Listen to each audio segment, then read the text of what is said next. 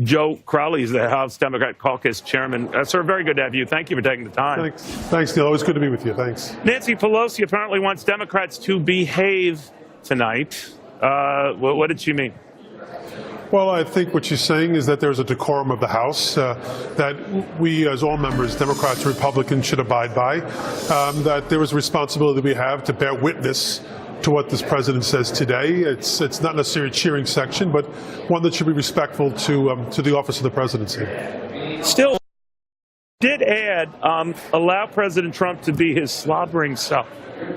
Was that nice? Well, listen, I think the reality is what she's doing is communicating to our members that regardless as to what you may feel about the president himself, and we all have deep feelings about this president, that we should not let them overcome us, and that we should act appropriately on the floor of the House of Representatives. It doesn't mean we have to clap for everything he says. It doesn't mean we have to stand for everything he says. But it does mean that we ought to, at least for that moment, show that decorum.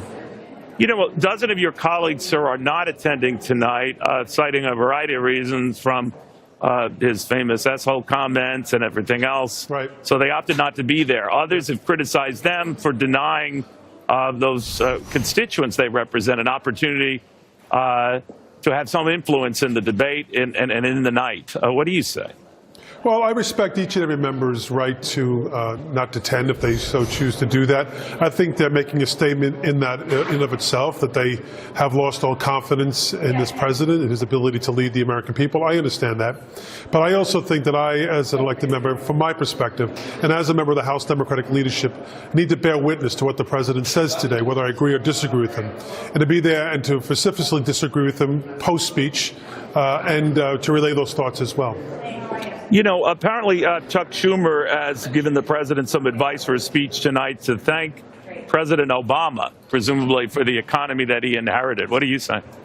Well, I think, look, there's no question that we've had tremendous growth, not just this past year, but it's been growing steadily ever since. The economy has been heating up, and we know that it's heating up even more now. So I think it would actually give the president some credibility if he actually acknowledged that the economy was improving all along. We had 80+ months of job growth in this country prior to him taking office. I think it would actually inure to his benefit if he actually acknowledged that.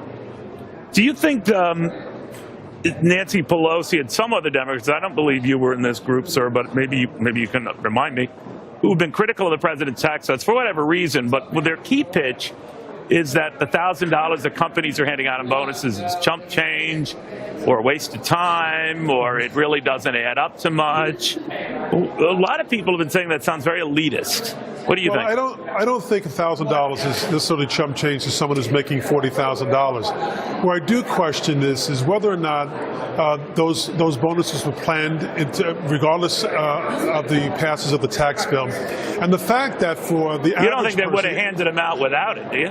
It's hard to say. We won't know.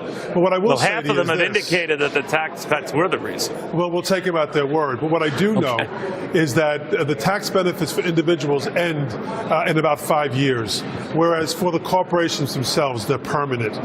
So it's nice that they're doing it this year. What will they do next year, the year after that, or 6, 7, or 8 years from now? I think those are the questions we would looking to see as Democrats. Now, sir, you come from a high-tax state, New York. I know that's a big concern for states like New York and New Jersey, Connecticut, whose 3 governors pitched together to sue the government over this, and that is illegal, what they did. I don't know if that's going to go anywhere, but there's a move afoot now to question whether that was a deliberate move on the part of the president. Do you think that was a deliberate move to go after big blue states? I don't think there's any question about that. Ever since the beginning of the debate on this issue and the exclusion of Democrats from the process entirely, certainly in the House of Representatives, the one thing, Neil, that remained true no matter what was being paid for or not, even when the president announced his initial bill of a $4 trillion package, nothing was paid for except for the taxes. The SALT provisions were part of even that proposal. It's always been a part of the Republican proposal. So you can see by the map, it does pit blue state versus red state. And I think in this case, upstate middle-class voters and downstate middle-class voters in New York City, for instance, it does pit them against each other. But it is odd. Now, I know you've been worried about the debt. I know you stand out from many of your colleagues there. But it does seem a little rich when I hear a lot of Democrats talking about paying for things. I mean, the $1.5 trillion in tax cuts is one thing. You're quite right.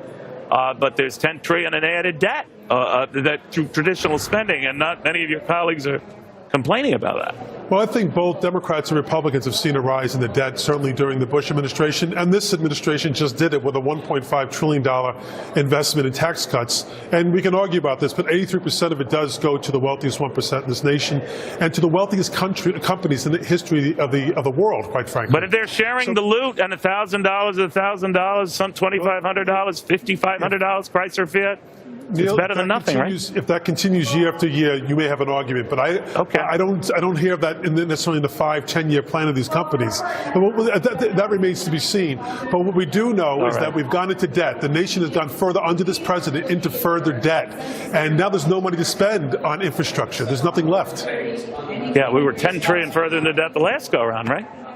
Well, you know what? We also went into a deep recession after President Bush left office, and it was in 08 with the crash. There was a lot of things that were going on. We needed to stimulate this economy, and I think a great deal was done to create 80 straight months of job growth in this country, and I think that we're seeing the benefits of that now. Congressman Crowley, I know you have a crazy day. I appreciate your taking the time to join us. Thank you, sir. Thank you. All right.